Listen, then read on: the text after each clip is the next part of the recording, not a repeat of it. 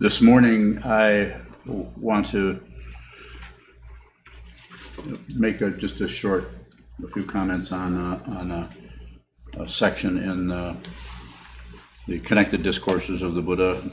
This particular one is number 5, the Samyutta Nikaya, which we've studied here as a group, parts of it anyway.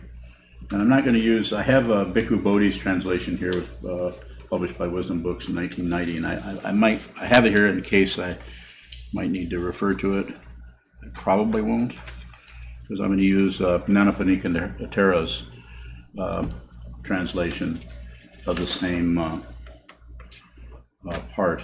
And I want to you'll kind of see what I'm getting at when I read this, because it resonates with something that I teach, and not often that I can find something that's backing that up, you could say. Not that I need a backup particularly, but it's not bad having the Buddha, or something is attributed to the Buddha. That would be more correct. We don't know what he said, for sure. But, so this is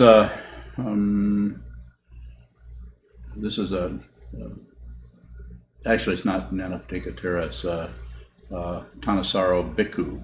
And this is a 1998 translation, and this is accessible on dharmatalks.org. And so I'm just going to read a little bit of this. It's pretty short. It's called Ogha-tarana Sutta, Crossing Over the Flood, translated from the Pali by Thanissaro Bhikkhu. So, and another interesting thing too is if you read this translation, this particular person who is talking to the Buddha here is a woman, and in this one it's a guy. So it's a he here, and I think it's a deva here, which would be a guy, and devata here, which is a woman. So not sure where they're coming from on that, what the original Pali looked like, but there's maybe some confusion there, or maybe it's deliberate. I have heard that on one occasion the Blessed One was staying near Savasti in Jeta's Grove in Anathapindika Monastery. Then a certain devata, which would be a woman, in the far extreme of the night, her extreme radiance lighting up the entirety of Jeta's Grove, went to the Blessed One, the Buddha. On arrival, having bowed down to him, she stood to one side. As she was standing there, she said to him, "Tell me, dear sir, how you crossed over the flood." And he said, "I crossed over the flood without pushing forward, without staying in place." And she says, "But how, dear sir, did you cross over the flood without pushing forward, without staying in place?" And he said, "When I pushed forward, I was whirled about. When I stayed in place, I sank. And so I crossed over the flood without pushing forward, without staying in place."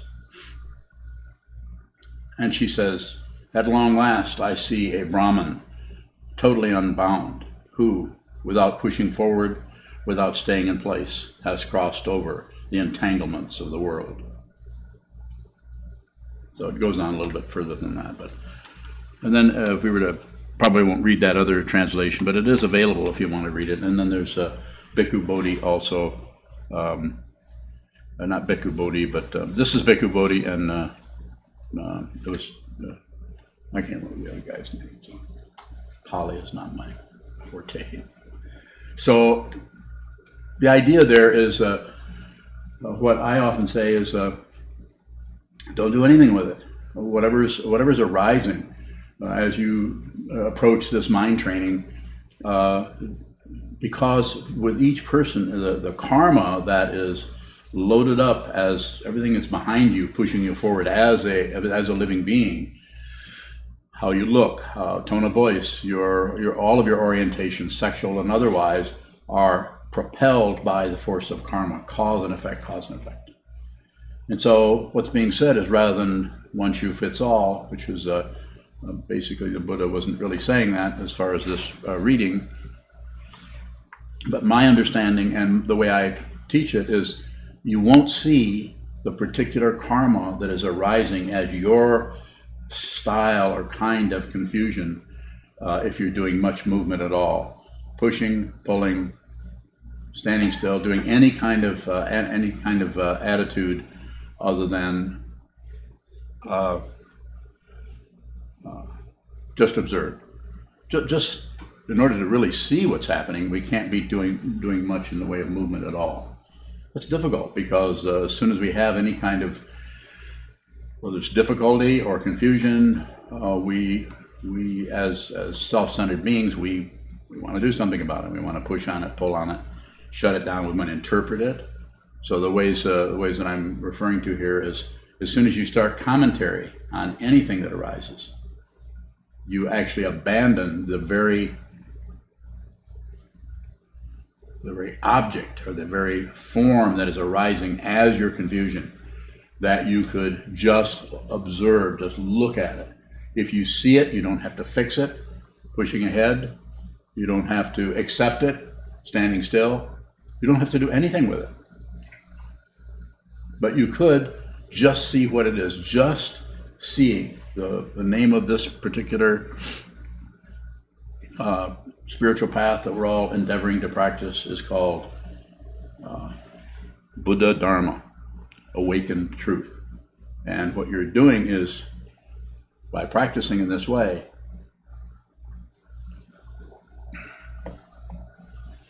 you're awakening to the very truth of your confusion, the very truth, the very way in which you personally are functioning in terms of passion, aggression, ignorance, your particular style of that.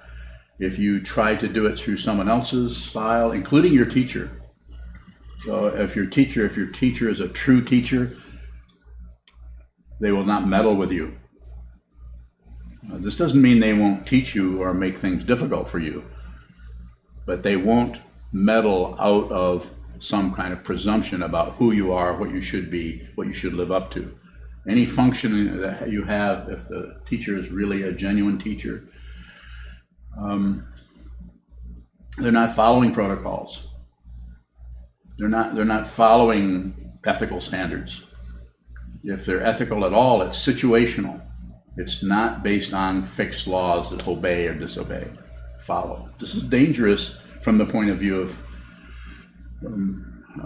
the mundane path, or a society which operates out of plus and minus, right and wrong, up and down, back and forth, all the polarities, and it thinks some things are good and some things are bad. The Buddha's Dharma doesn't look at good and bad in this way. It doesn't look away from something that appears that way.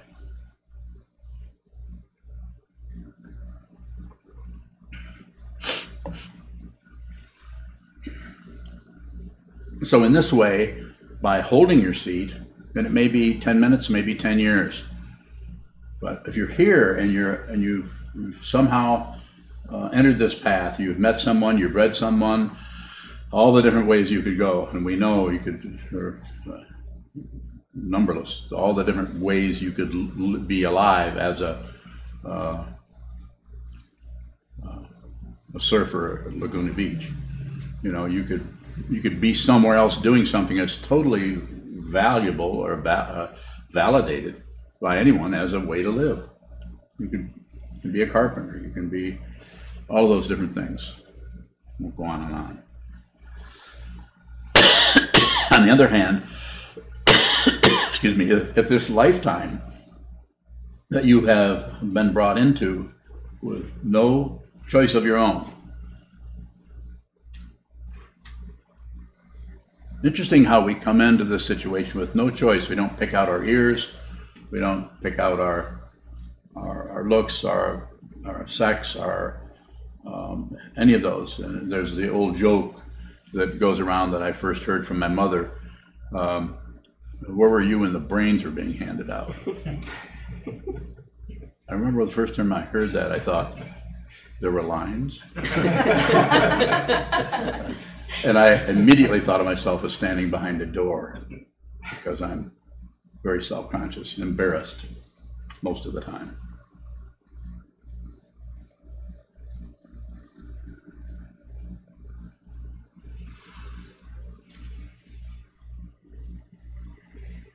So since you had no choice, if you can see that, and if you can't, you could have a discussion about that if you feel like you're choosing something. But how things appear, it's the title of one of Suzuki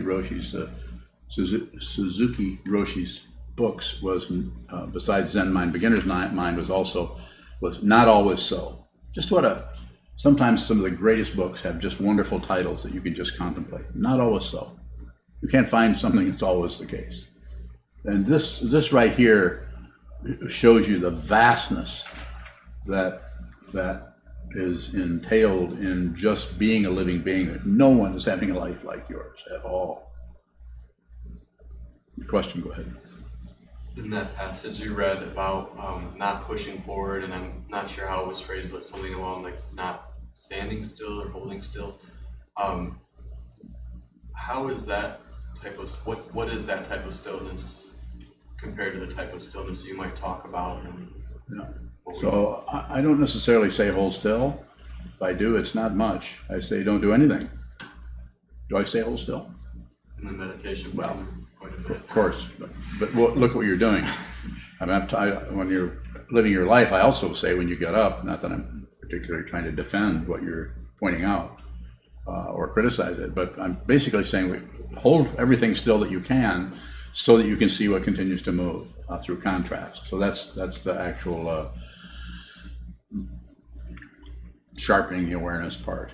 But beyond that, do I say that? No, and I guess I'm wondering it doesn't seem like they're talking about a physical stillness. When don't push forward, don't hold still. So what type of stillness are they kind of discouraging? I think what's being discouraged is fixation. But Buddha's talking, someone translated, you read two different translations, a little bit different imagery that's going on there. I read both of them with the idea of I'll use the one that makes the most sense to me, and the one that makes sense, seems to resonate is the one that I read that's the printout that comes from the internet. The one that we study here is also very good. It's just that particular one. I like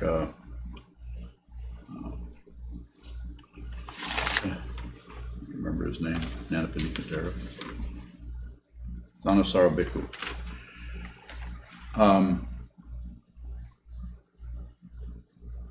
So I think the idea there, the reason I'm reading it is because to me, reading that is supporting what I'm saying by don't do much.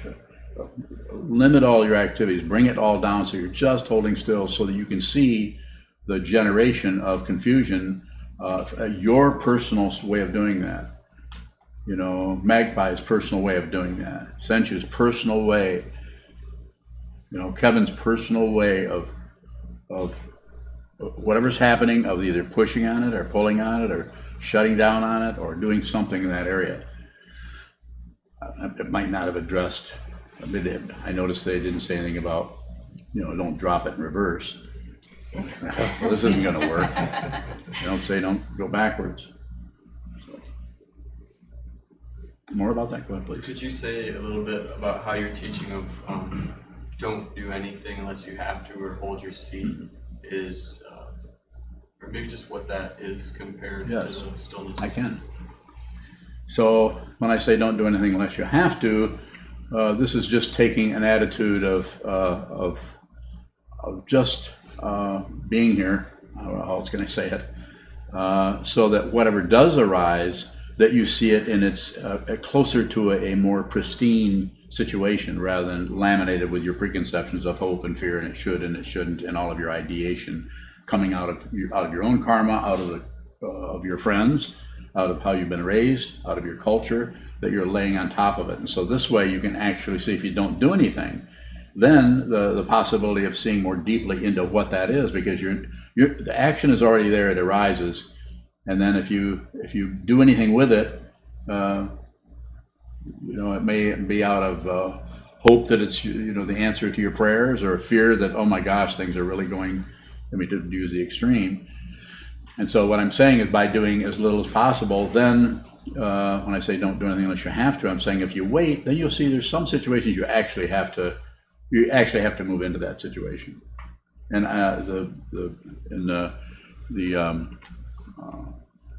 this particular teaching of the Buddha, there wasn't much elaboration on it, but these teachings, especially in the Nikayas, that tends to cover just one topic at a time. There's not a whole Dharma talk there. There's just a certain topic. There's a call and response, and so less is better in that. The way it looks to me, from my understanding of how I've had to work with my own difficulty, my own neurosis, my own pride, my own fear, my fear of being wrong. It's still there. There's a saying, I felt a little bit of that come up when I got confused about names. A little bit of it, the least I can do, since people taking their wonderful Sunday off to come here and sit down, and people are, the 3 people who've joined us on the internet.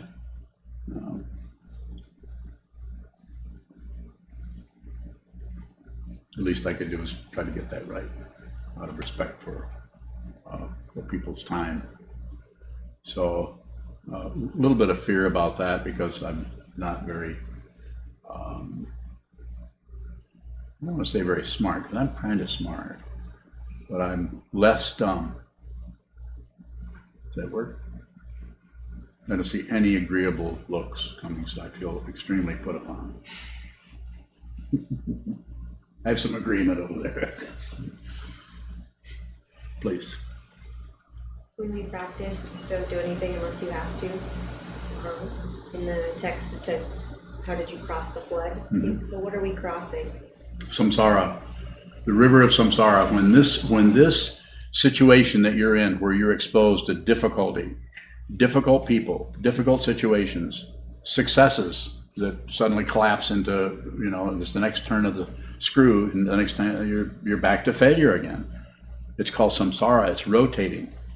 Crossing the flood means that you're both here and you're not here anymore. Well, and I was saying that I feel some embarrassment or something like that. That's not. This is not my bragging point particularly. It's just the truth.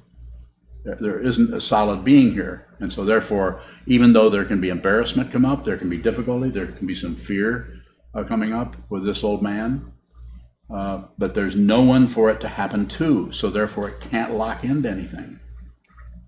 This is why people have so much trouble. They have the assumption that if they were doing better, it wouldn't feel bad, or they would feel better, or if meditation were really working, wouldn't I be?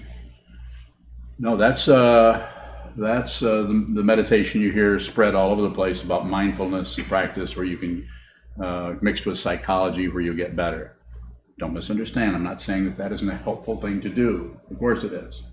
All these different practices, the practices that are used in drug rehab, cognitive behavioral, and moral inventory, and so on. Those are the 12-step programs have a place, and for some people, that's how they should work with their mind. If you're in this room, I'm saying, first see what your mind is before you start making adjustments to it, based on open fear, based on success and failure, based on relative truth. This is why the idea that we talked about, the ethics, rules of ethics. We already have the 16 precepts, and my teacher, my Zen master, that's the first and only really strong teaching I ever got from him in words. And it was, you don't take precepts, you observe them. I spent several years contemplating that before I asked him again. And he hung up on me.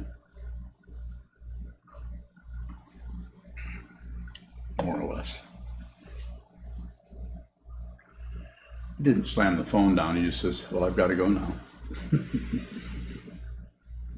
Very polite fellow. Further questions are good if you have them.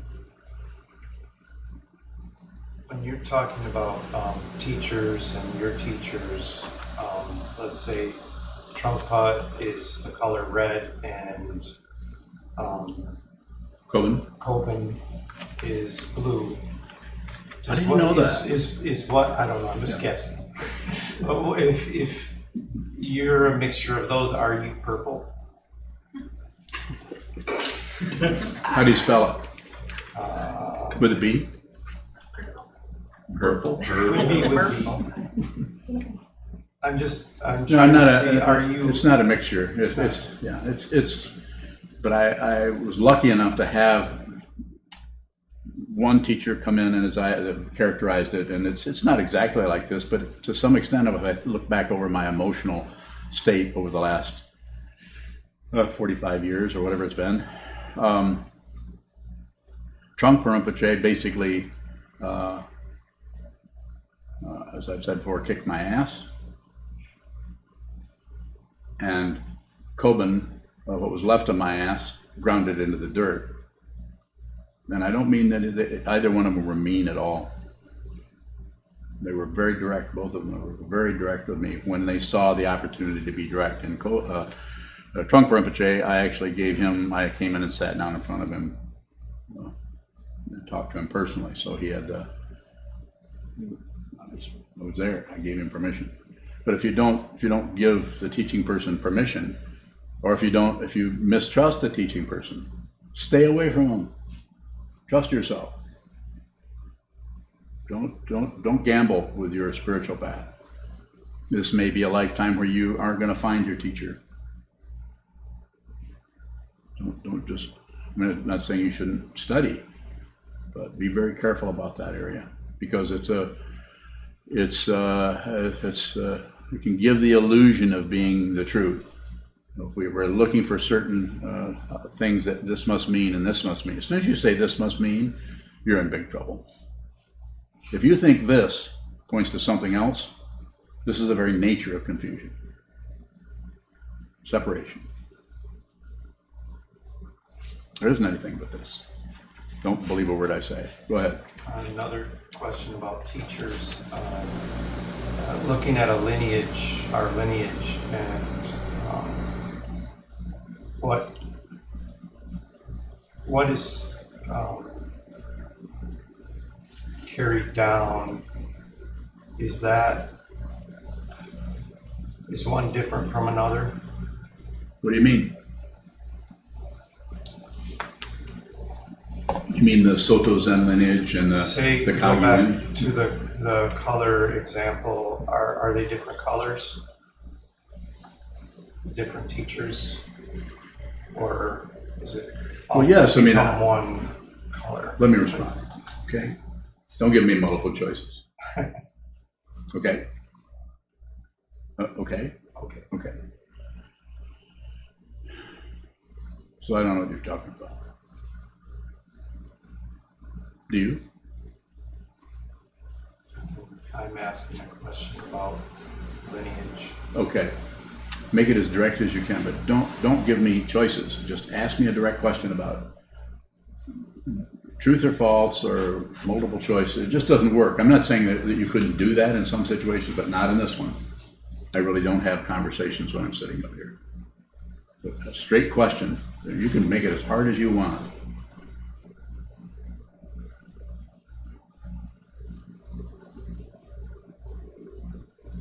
Is there a hard question? Where's Shodo at? Shodo has hard questions. Yeah, there's hard questions. If they're really difficult, I just, as you've heard, I'm sure you heard me say before, I don't know. I might not know. So, but what you're saying about different lineages and so on, it's just different. You know, there's only one mountain. There's the top of the mountain, and there's different paths going up the mountain, all different kinds. And some are very slow, some are zigzag, some don't even go up. They just go back and forth. You know, if you want to use those kind of metaphors. The story that some of you have heard, that when Trungpa Rinpoche, I think, was asked, and I have to paraphrase, I have no idea where this was, and maybe I made it up, I don't know. But Trungpa Rinpoche was asked, or maybe someone was telling Kobun, say, CTR, or Trungpa Rinpoche, said that practicing the Vajrayana is like going up a steep mountain with no handrails. So what is Zen like? And Kobun is said, in Zen, you start at the top of the mountain and go up. Is that helpful?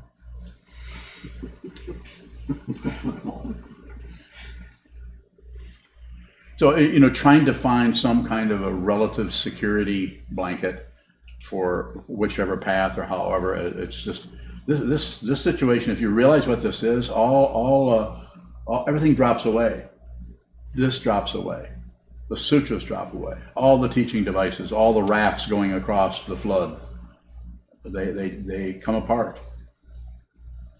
They couldn't possibly mean anything because you're looking at the ultimate situation. Still physical form, but ultimate. And the ultimate situation may not feel so good.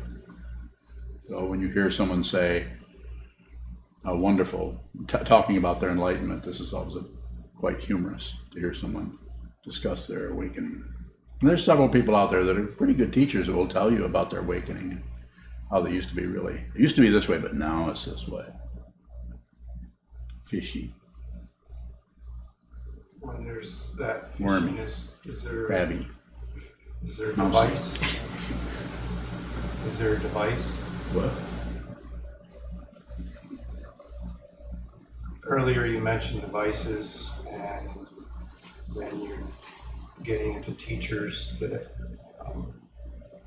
claim something changed. Is there a device that's still being held on to in that case? I don't know.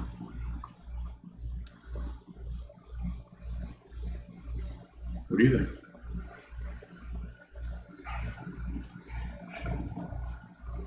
Not bad. Good response. I would have been very disappointed if I got a lecture from you.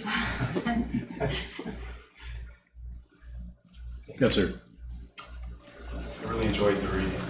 It seemed very relevant to me and my life.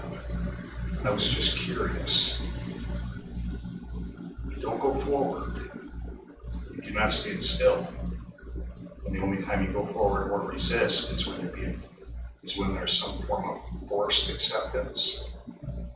And when you're standing still, that's almost acceptance through complacency. Is that what's being said?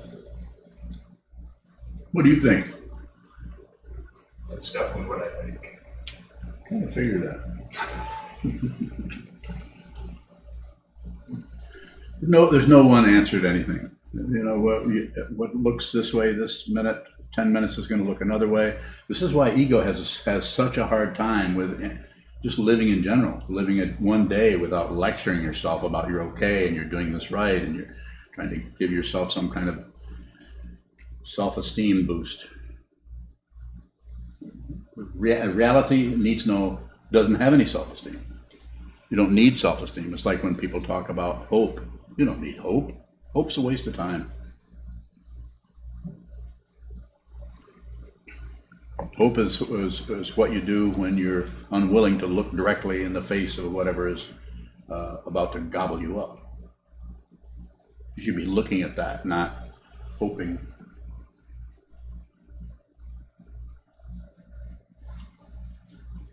Unless you want to hope, then go ahead. Go ahead, Jesse. I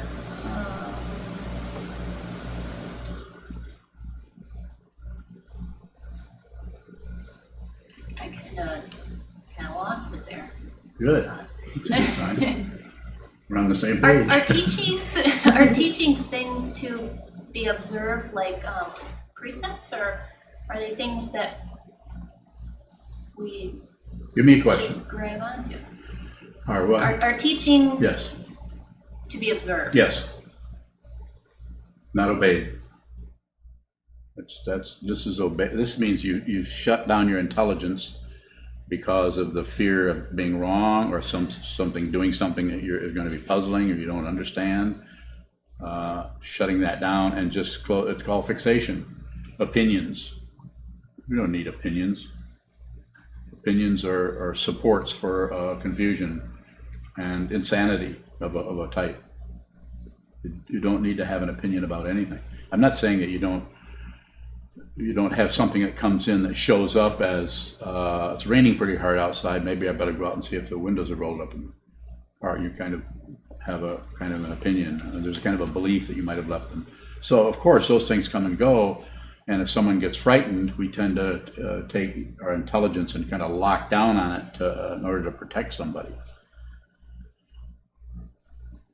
So we use, like Kobun said, we observe. You observe the precepts. Not if you the first grave precept is don't kill. But it also there's an understanding you can't help but kill. If you're going to live, you're going to kill something. And people will come in with their ideas about it and say, well, if it doesn't have eyes and it doesn't have a mother, then you can torture it. You can do whatever you want with it. Somehow making it okay to kill some things. Actually, you shouldn't kill anything. And if you do kill something in order to live, whether they're plants or animals or whatever they are, then just be aware of that. Be aware that that might need to be an exchange that happens there. It's been going on forever. It's difficult for us to understand because we tend to live out of some kind of idealism that we're going to be the ones who don't kill anything. This is just it's just a form of polished ignorance. Like somehow the vegetarian is somehow better than the people who kill animals. So what could be done is to find out how those animals are treated. That might be the place to look. Actually find out if you're going to do something in that direction, and let's see if a chicken is born, is it able to walk around or is it in a little tiny box where it just is able to lay eggs? That might be a place to bring one's awareness rather than whether you eat meat or not.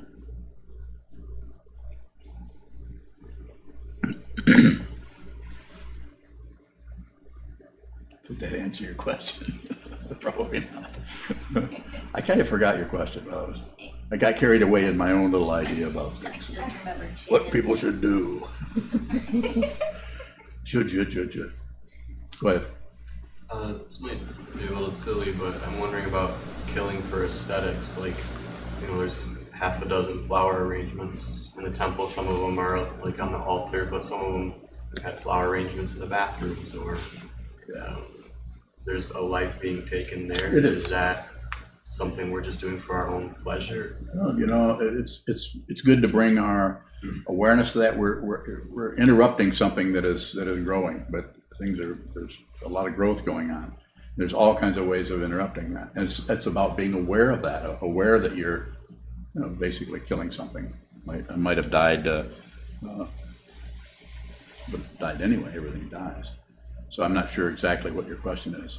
I'm just when we're just aware. Try not to kill, but we have to kill. What is something to kill? Like, how do we define what it needs to be killed?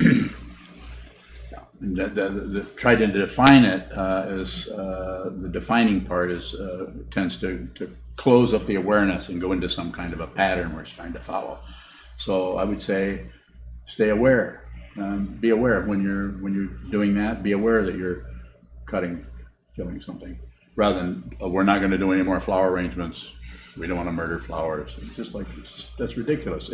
It's you're actually leaving the awareness of this whole incredible mandala of living beings and opting for some kind of a closed off. It just makes you real special because you're the one who doesn't kill flowers. So it's a sneaky way to be special.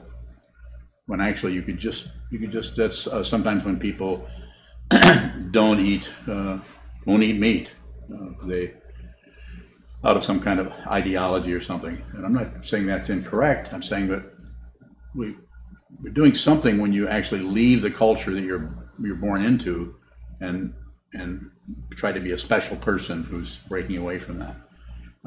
That being said, going the other direction and saying, well, I'm just going to be with my culture. All the philosophies around it are all extra. If it can happen out of the awareness, then it's clear, and you might not understand conceptually or intellectually why you're doing it, but if it comes out of here, you're probably not going to have a lot of words.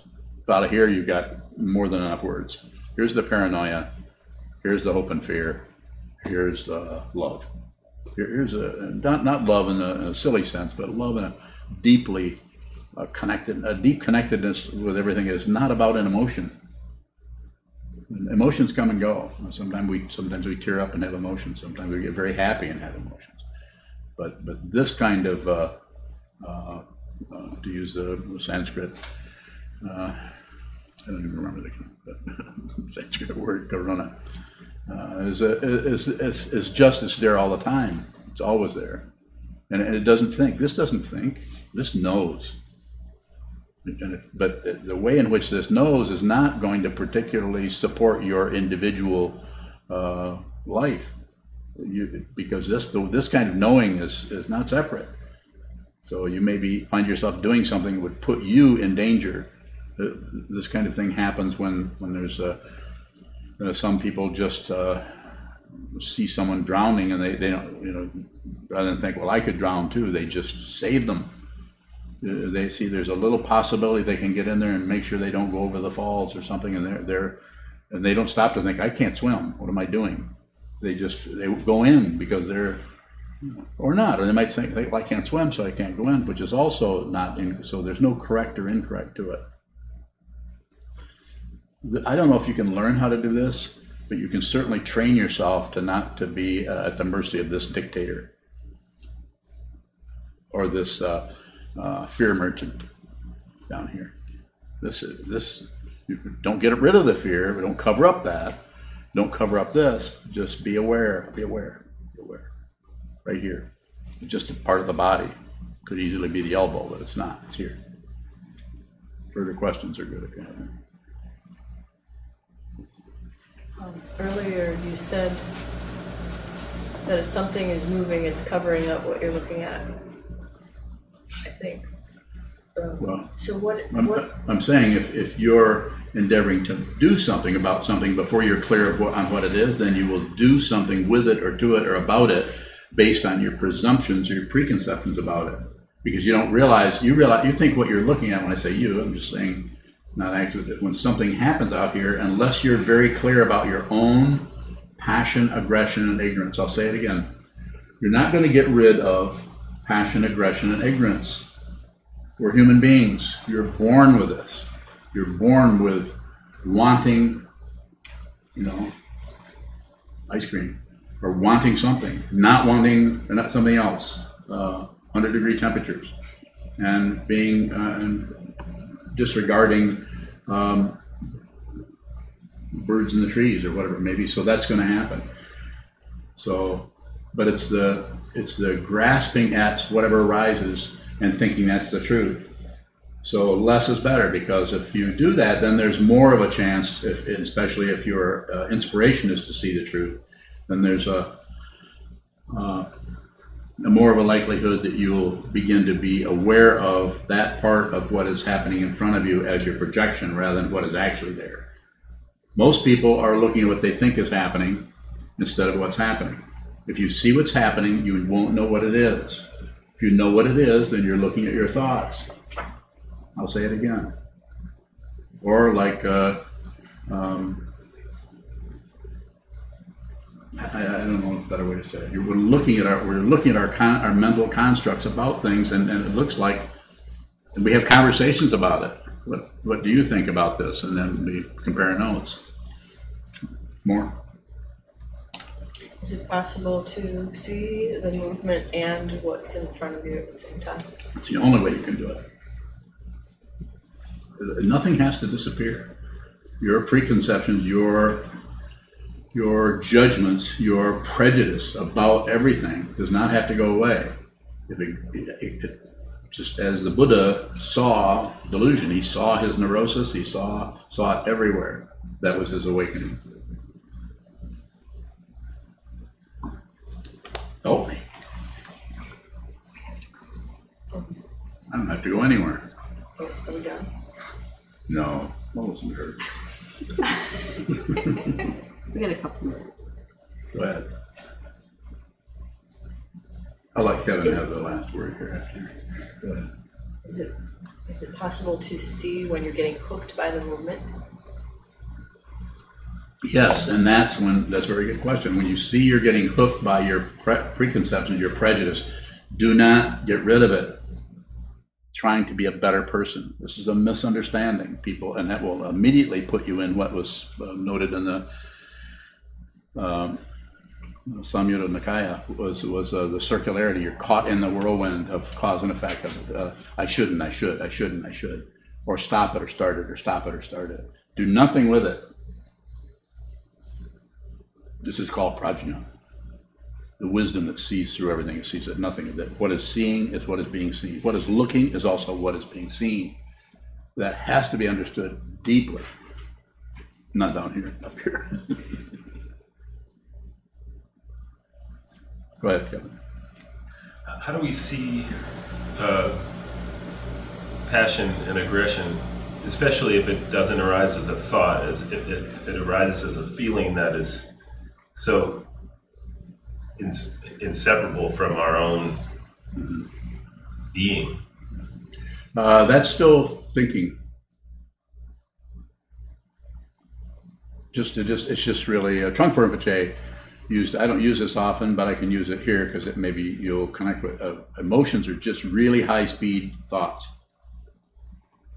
I'm not saying there isn't some kind of an emotional quality that's different than thinking. There is, but its structure is thinking. A right and wrong, or should or shouldn't be. You can kind of detect it the less you do with whatever's arising, the more you can detect its underlying structure. And if you see that, just the bare attention, just the raw looking at it with no opinion, no added, what should I say, desire? No added desire.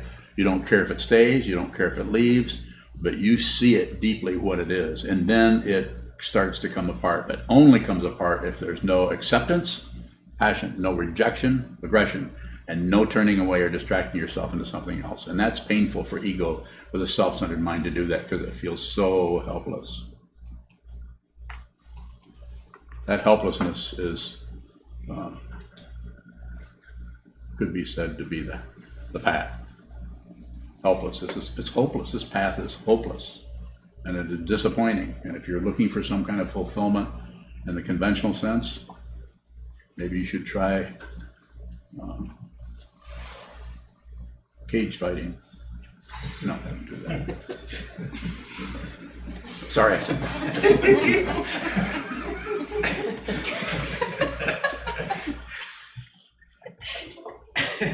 We'll stand and dedicate the merit in the back of our yellow chant books.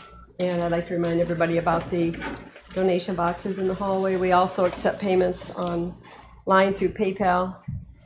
And we have a square here with Junshu for debit and credit cards. May the merit of this penetrate into all places, so that we and every sentient being together can realize the Buddha's way. Ji-o-san chi-shi-hu shi-son bu-sa-mo-ko-sa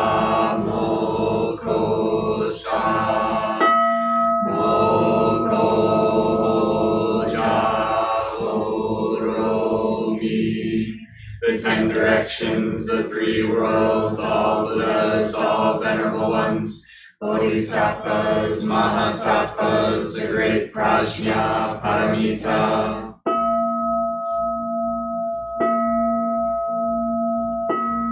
O Buddhas and Bodhisattvas of the 10 directions and the 3 times, please hear us. Please come down out of the light and protect Sokukoji Buddhist Temple Monastery, our Sangha, families, friends, and visitors. Heal everyone who is unhappy, sick, or suffering, and fill them with light.